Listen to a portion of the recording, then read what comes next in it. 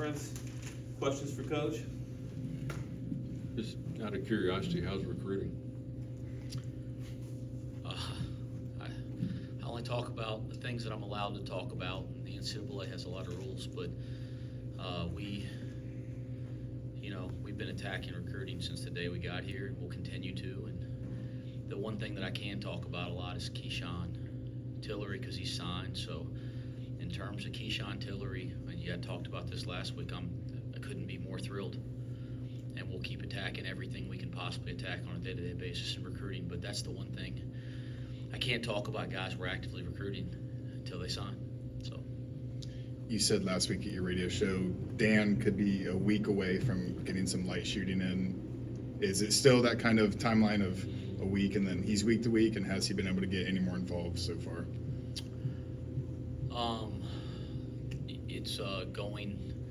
I think he's ahead of schedule from what I heard. The team doc was here.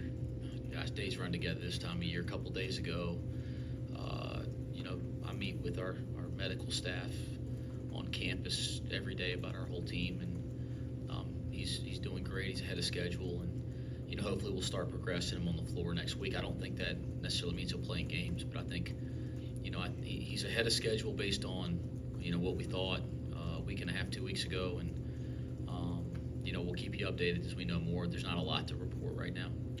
Now that you've had a chance to go back and watch the film, just what were your takeaways on rebounding in the game against NKU?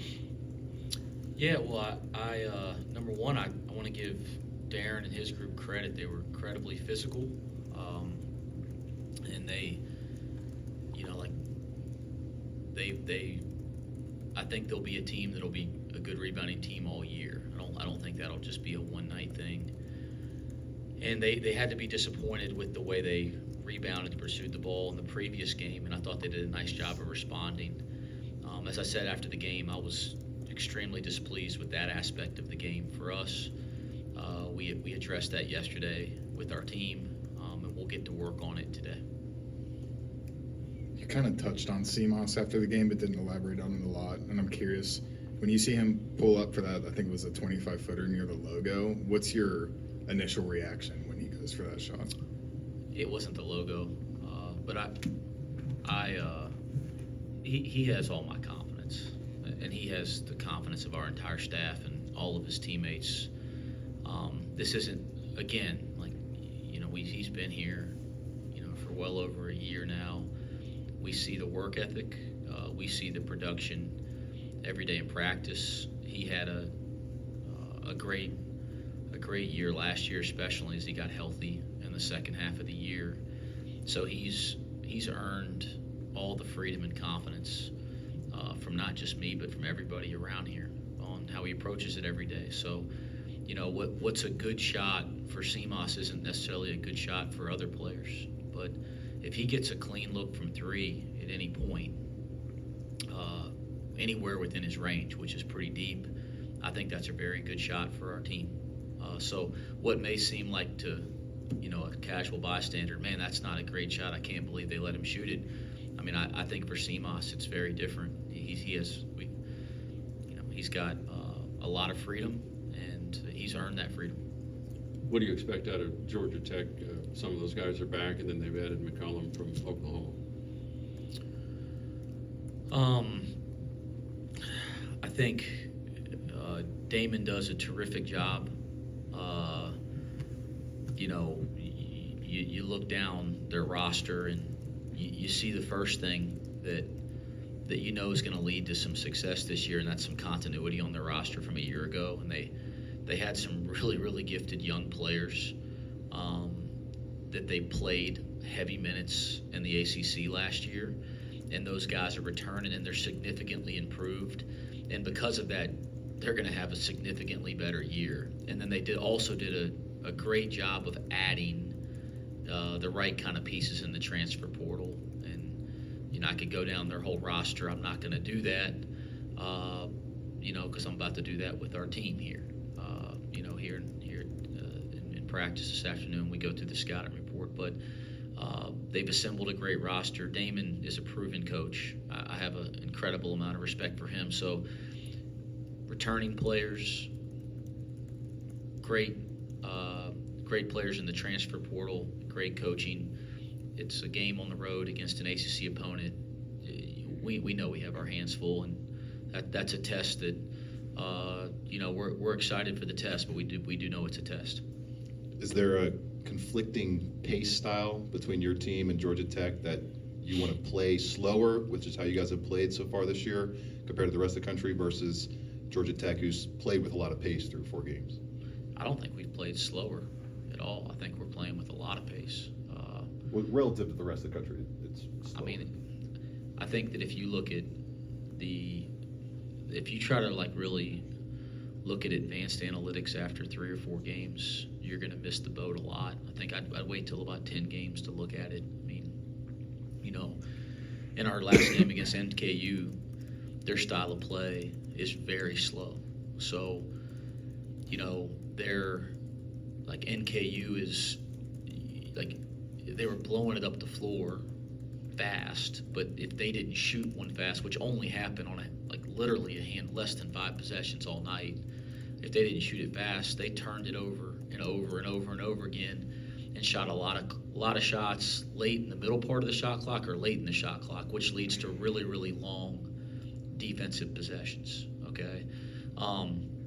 In some of our first 2 games, even playing against teams that try to shoot a little quick, Moorhead's really slow. So we played, 2 games of our 4 against teams that are really slow in terms of their pace of play. And we say pace of play, we mean how quick they shoot. I mean, Northern Kentucky has a slow pace of play on paper, but they run really hard, and they try to steal some easy ones.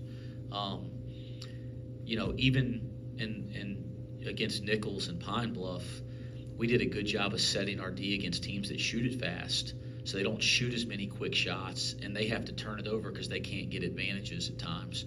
So we've had some longer defensive possessions, even against teams that shoot it fast, because we've had some good defensive possessions.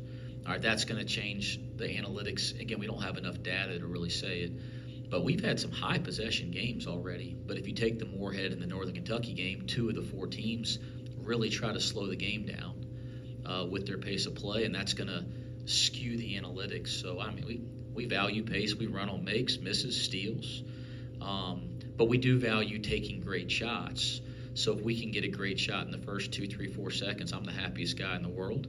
But if it's not there, we're going to try to get to some action and get a great shot out of action. I think at the end of the year, when you look up our pace of play, when you look at a very simple statistic on pace of play, it's just going to say how long do you have the ball before you shoot it, right? I think we'll finish somewhere that's above average, but I think if people actually value how hard we push for great shots, I think we'll be way above average, because we're going to do that consistently, hopefully as good as anybody in the country. DayDay Thomas came back, made his debut against NKU, logged 14 minutes. Against Georgia Tech, do you see his role increasing, maybe getting some more minutes in that game? I think DayDay's role in this team is going to be is as good as it was a year ago, if not better. As he continues to get back into the rhythm of playing and practicing every day. We've been very cautious with him. His time has been very limited in our practices, and so it would be to me unsafe, and this is what our medical people tell us, to do that and then also throw him into heavy minutes in his first game. That would not be fair to him physically. I think as a player he'd like that, but we don't want to put him in any adverse reason to get an extra injury. So we'll be increasing, day to day. We're going to increase his load, but we'll do it cautiously. And so some of the decisions with him in game are medical decisions as much as they're basketball decisions till he's fully back. And then when he's fully back, I think, that question will answer itself. Speaking of Georgia Tech, they're obviously Baden Ngongbo had a good game versus you guys last season. Talk about the growth you've seen from him as a player heading into his sophomore season. I think that was his first game eligible, or maybe he was coming off of an injury in the preseason. I can't remember, but it was his first game, I believe, when he played here last year. We didn't know going into the game whether he would play or not. And he had some of those moments in that game last year where you could just see the talent, and we had seen him in high school, so we knew his ability. And Now he got a whole year. He's kind of one of the guys I talk about, right? That had a year under his belt as a young player. I think he's all ACC preseason. He's terrific. He's very versatile for a front court player. Obviously, he's got the athleticism to play way above the rim, but he does a lot of stuff for them on the perimeter, in the pocket, in the middle of the floor, and then he can do things around the basket, as we talked about. And he showed that in this building last year. And then defensively, his ability to go up and block a shot, or defend multiple positions. He's a terrific player, and I think that league, when they pick him as a preseason all-league guy, I think a lot of people are recognizing that now. Kind of as a follow-up to the DayDay question, now that he's back, how do you go about managing the depth as well as the rotations with him, Connor, and Jizzle with the 1 and 2? And should we expect to see DayDay and Jizzle play together? Yeah, I think like we had the charity game against Ohio State, and I thought the depth was such a strength. However, that feels like ages ago now, but it felt like, man, this depth is such a strength. And then, we've had the issues with DayDay and Dan, and we had CJ, out a little bit too here the last week. I was really surprised. Really tough of him to try to battle through an ankle injury and play in the last game there for a rotation. But so you start taking away all those experienced guys that all were starters last year. Now you don't feel like you have depth, right? So getting them back and starting to get all these guys back, getting CJ healthier again, and getting DayDay back into the flow, and getting him back into the role that we perceive him having this year. And then obviously Dan, our depth should become really, really important in our ability, because of all these guys, to play different combinations and different lineups is something we were really excited about a month ago, and we were working on, and we've worked on it all summer and fall. And will be something, if we're fortunate enough to get healthy, that I think will be a strength of this team. So yeah, DayDay playing more minutes isn't going to affect Jizzle's minutes, and Jizzle playing more minutes isn't going to affect DayDay. Those are I expect those two to be as good as any guards in college basketball, and I think there's definitely a lot of opportunity for them to play together. Do you have an update on CJ? Just played 2 minutes against NKU. Yeah, he dove on a loose ball. It was actually a really important play. Got us a possession back after a bad offensive possession, and he I think he kind of, I don't want to say re-injured, but maybe tweaked that same foot or ankle, and we were off yesterday, at least from full speed practice. We were off yesterday, and he'll give it a go today. So we'll know more over the next 48 hours. When you have a 70% three-point shooter, how tough is it to find ways to keep getting him open, and who might benefit if he is not open? We're just going to continue to. We've been trying to value the same things every day. Our pace of play, coming up the floor. Whether the analytics say it after 4 games or not, I'm just messing with you. But we're going to try to value running on make, misses, and steals, looking for opportunities to get advantages in the open court. We're going to value, being very aggressive, but also being unselfish and making the simple play to your teammate and working together to get a great shot. And we're going to value the offensive board.